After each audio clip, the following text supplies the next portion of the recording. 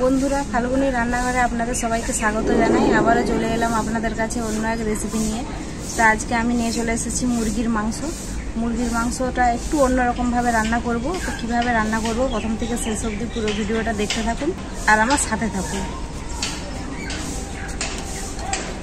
তো মুরগির মাংসটার জন্য কিছু মশলা লাগবে। তো মশলাটা আমি অল্প অল্প করে বেটে নেব। শুকনো লঙ্কা, ধনে, জিরে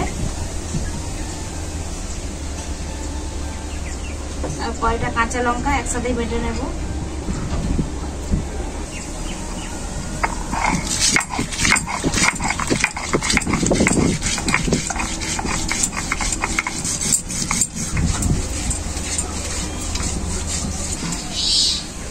মশলাটা আমার বাটা হয়ে গেল। গোটা গরম মশলাটা বেটে নেব। এখানে আছে দারুচিনি, লং আর এলাচ।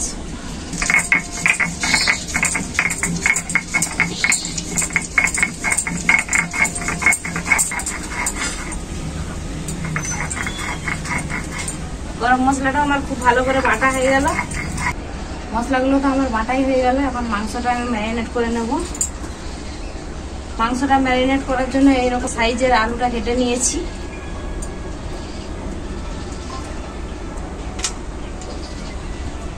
মাংসটা আমি খুব ভালো করে ধুয়ে পরিষ্কার করে নিয়েও চলে এসেছি। প্রথমে আমি দিয়ে দেবো সরষের তেল,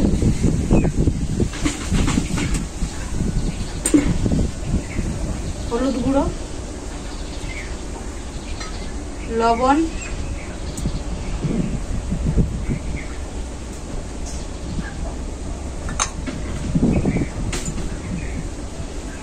রসুন বাটা, আদা বাটা, জিরে, ধনে, কাঁচা লঙ্কা, শুকনো লঙ্কা বাটাটা,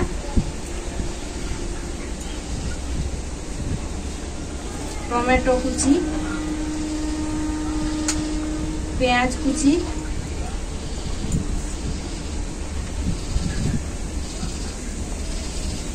সবকিছু একসাথে খুব ভালো করে মাখিয়ে নেব।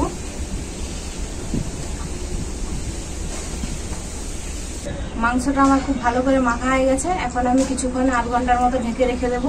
আধ ঘন্টা হয়ে গেছে। এখন আমি ওনার কড়াইটাও বসিয়ে দিয়েছি মাংসটা রান্না করার জন্য। কড়াইতে সরষের তেল দিয়ে দেবো। তেলটা খুব ভালোভাবে গরম হয়ে গেছে।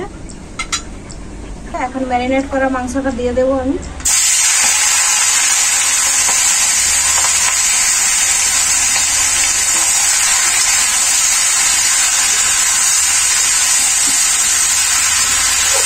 মাংস যেটা আমি জল দেবো ওটা এখন খুব ভালো করে কষিয়ে নেব।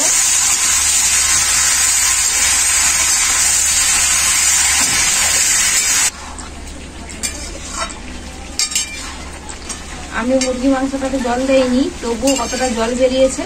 আমাকে আর আলাদা করে জল দিয়ে সেদ্ধ করতে হবে না। মুরগি মাংস এমনিতেই সেদ্ধ হয়ে যাবে। আর ওইদিকে বলতে বলতে বৃষ্টিও আরম্ভ হয়ে গেল।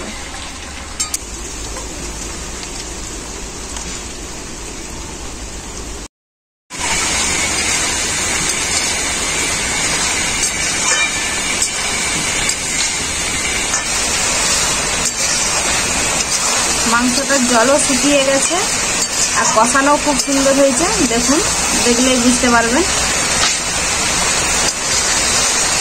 এরপর আমি পরিমাণ মতো জল দিয়ে দেবো ঝোল করার জন্য।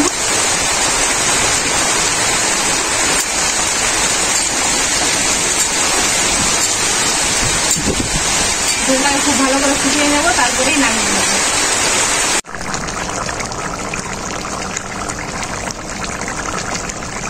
মাংসের ঝোলটা তো খুব ভালো করে ফুটে গেছে। এখন আমি বেটে রাখা গরম মশলাটা দিয়ে দেব।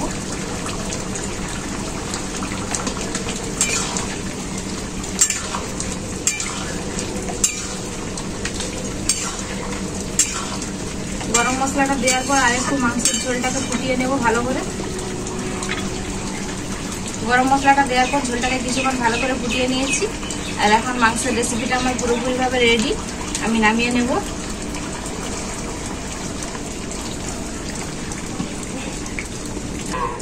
একদম কালার করার জন্য কোনো কিছু মশলা দিইনি, তবুও কত সুন্দর কালারটা হয়েছে।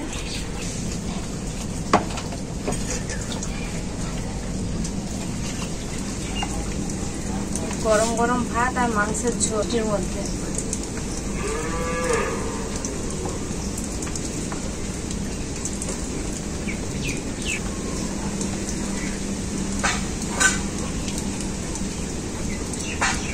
মাংসের ঝোলটা তো দারুণই লাগছে। একটু আলু দিয়ে মাখিয়ে খাই।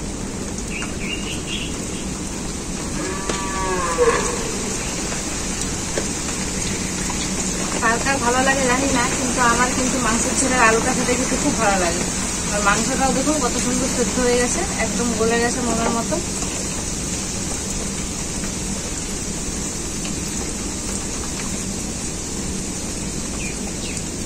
তো বন্ধুরা, এইভাবে মাংস রান্না আপনারাও বাড়িতে করবেন। রান্না খুবই সহজ আর খুবই অল্প সময় হয়ে যাবে, অল্প কিছু জিনিসেই। তো রান্নাটা খেতেও কিন্তু দারুণ টেস্ট এইভাবে রান্না করলে। তো আপনারাই কমেন্ট করে জানাবেন রেসিপিটা কেমন হয়েছে। ভিডিও ভালো লাগলে লাইক, শেয়ার, সাবস্ক্রাইব অবশ্যই করবেন। আপনারা ভালো থাকবেন, সুস্থ থাকবেন, নিজেদের খেয়াল রাখবেন। আবার দেখা হবে পরবর্তী ভিডিওতে নতুন কোনো রেসিপি।